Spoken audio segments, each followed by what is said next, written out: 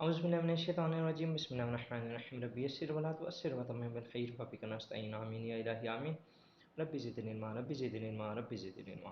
ناظرین، آج جو ہم دیکھیں گے وہ قرآن پاک کا 12واں پارہ دیکھیں گے۔ اس 12ویں پارے کا سرسری جائزہ اگر دیکھا جائے تو اس کے اندر سورہ ہود مکمل ہے اور سورہ یوسف کا ابتدائی حصہ ہے، اور یہ جو سورہ پارہ 12واں ہے اس کے اینڈ کے اوپر یہ سورہ یوسف جو ہے وہ سٹارٹ ہوتی ہے۔ تو جو سورہ ہود تھی اس کی ابتدائی 5 آیات جو تھیں وہ 11ویں پارے میں تھیں، باقی ساری 12ویں پارے کے اندر ہیں۔ سورہ ہود کی اگر دیکھا جائے تو اس کے اندر قرآن کریم کی اس عظمت بیان کی گئی ہے، توحید اور دلائل توحید ہیں، رسالت اور اس کے اسبات کے لیے 7 انبیاء کرام علیہ السلام کے واقعات ہیں، اور اینڈ کے اوپر قیامت کا تذکرہ ہے۔ اس کو اگر فردر دیکھیں تو قرآن کریم کی جو عظمت ہے وہ اللہ تعالیٰ نے اس صورت کے اندر بیان کی گئی ہے۔ حضور اکرم صلی اللہ علیہ وسلم اس سورہ کو سن کے بہت زیادہ روتے تھے۔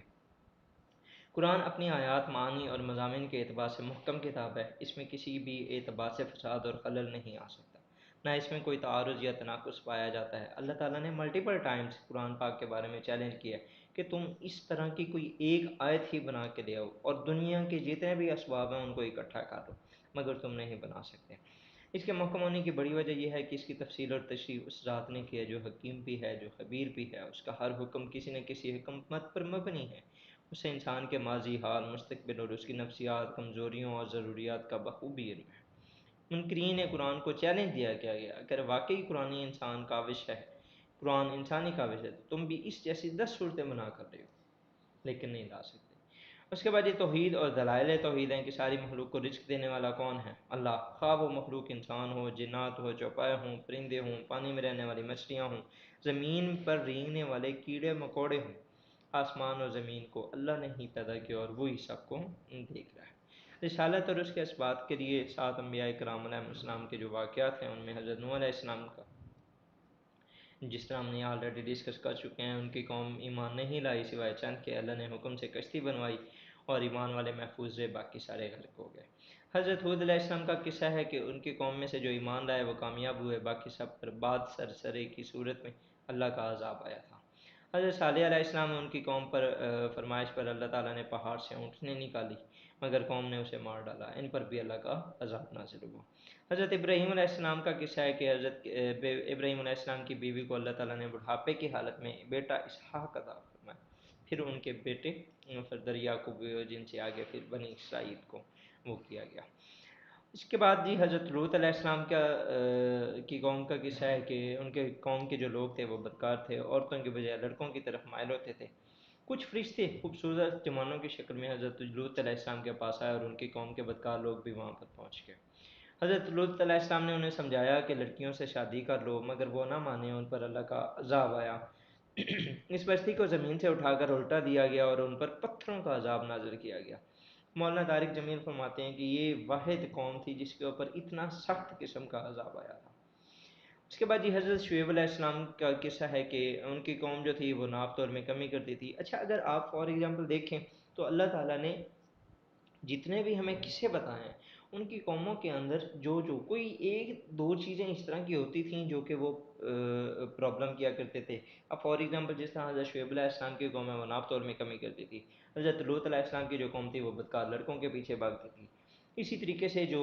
حضرت صالح علیہ السلام کی قوم ہے وہ اونٹنی کو انہوں نے مین کے جو اللہ تعالیٰ کے احکام کی وہ کرتے تھے، نافرمانی کرتے تھے۔ تو کوئی ایک چیز صرف پکڑ کے اور اس ایک کی وجہ سے اللہ تعالیٰ نے ان کے اوپر کتنے زبردست قسم کے جو تھے وہ عذاب نازل فرمائے۔ اور ہم اگر اپنا حال دیکھ لیں تو کیا سچویشن بنتی ہے یہاں پر، تو ہمیں اللہ تعالیٰ اس طرح کے عذابوں سے بچائے۔ جنہوں نے نبی کریم صلی اللہ علیہ وسلم کی بات مانی بچ گئے، نافرمانوں پر چیخ کا عذاب آیا تھا۔ پھر 7واں قصہ جو ہے وہ حضرت موسیٰ علیہ السلام کا ہے، جو کہ ہم آلریڈی ڈسکس کر چکے ہیں کہ فرعون نے ان کی بات نہیں مانی، اللہ نے اسے اور اس کے ماننے والوں کو ناکام کر دیا۔ اگر فار ایگزامپل ان واقعات میں تدبر کریں تھوڑا سا تو عقل، فہم اور سمع و بصر والوں کے لیے بے پناہ عبرتیں اور نصیحتیں ہیں۔ دوسری طرف حضور صلی اللہ علیہ وسلم اور مخلص اہل ایمان کے لیے تسلی اور ثابت قدمی کا سامان بھی ہے کہ اللہ تعالیٰ ان کو اکیلا نہیں چھوڑے گا۔ اس لیے یہ واقعات بیان کرتے ہوئے آپ کو استقامت کا حکم دیا گیا، جو کہ حقیقت میں پوری امت کو حکم دیا گیا۔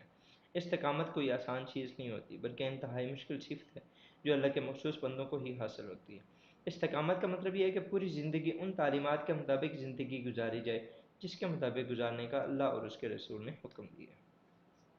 فردر مور قیامت کا تذکرہ ہے اس کے اندر کہ بدبخت لوگ اور نیک بخت لوگ، ان دو قسم کے گروہوں کا ذکر کیا گیا ہے۔ بدبخت جو لوگ ہوں گے ان کے لیے ہولناک عذاب ہوں گے، اور جو نیک لوگ ہوں گے ان کے لیے جنتیں ہوں گی جن کے اندر وہ ہمیشہ رہیں گے۔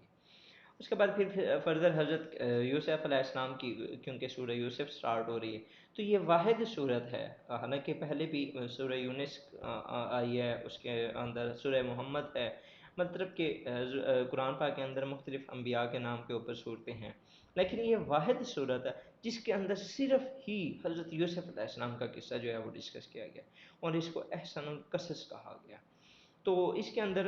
حضرت یوسف علیہ السلام کا جو قصہ ہے اس کی اگر تمہید دیکھی جائے تو تمام انبیاء کرام کے قصے قرآن میں بکھرے ہوئے ہیں، مگر حضرت یوسف علیہ السلام کا قصہ پورا کا پورا صرف اسی صورت میں ہے۔ دوسری صورتوں میں ان کا نام تو آیا ہے مگر قصہ تھوڑا سا بھی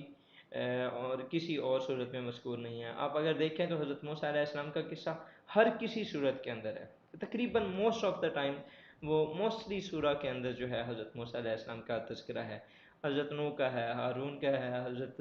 مین کے جتنے بھی واقعات، حضرت یونس علیہ السلام کا ہے، حضرت داؤد کا ہے، حضرت سلمان علیہ السلام کا ہے، لیکن یہ واحد حضرت یوسف علیہ السلام ہے جن کا قصہ جو ہے ایک تو اس صورت کے اندر کسی اور کا تذکرہ نہیں ہے، اور دوسرا حضرت یوسف علیہ السلام کا بھی قصہ کہیں اور مینشن نہیں کیا گیا۔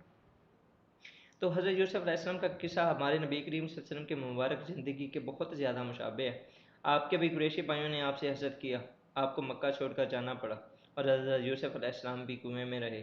آپ علیہ السلام غار ثور میں رہے، وہ مصر گئے، آپ مدینہ گئے، وہ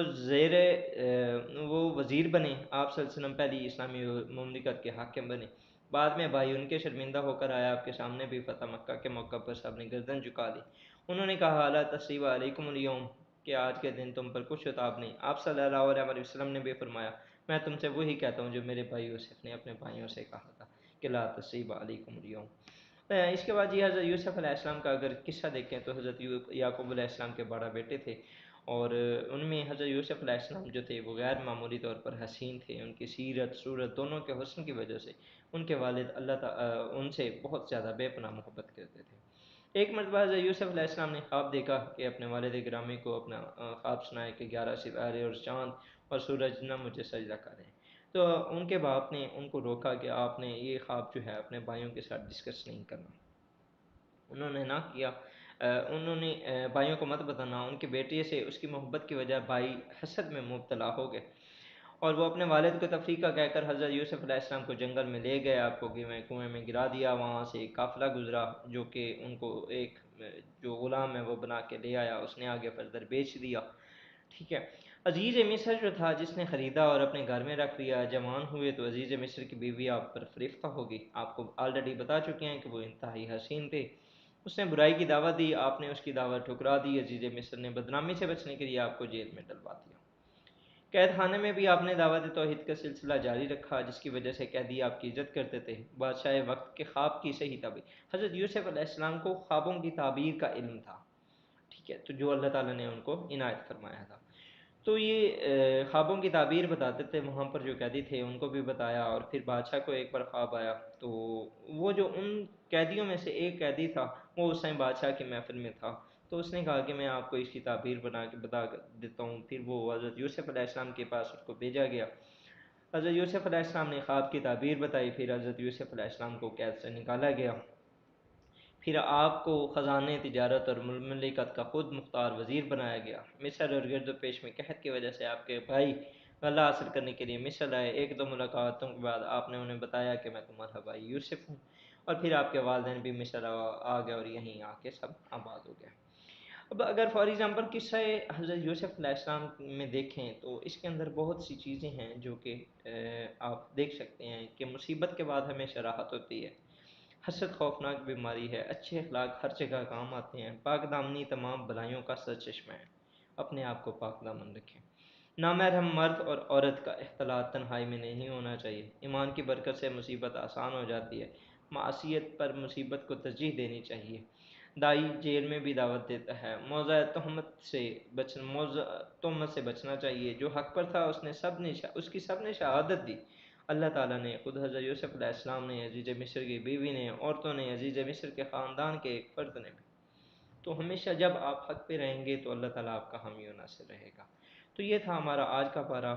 کافی لینتھی تھا، ان شاء اللہ تعالیٰ نیکسٹ ہم ملتے ہیں اگلے پارے میں، ٹل دن تھینک یو، اللہ حافظ۔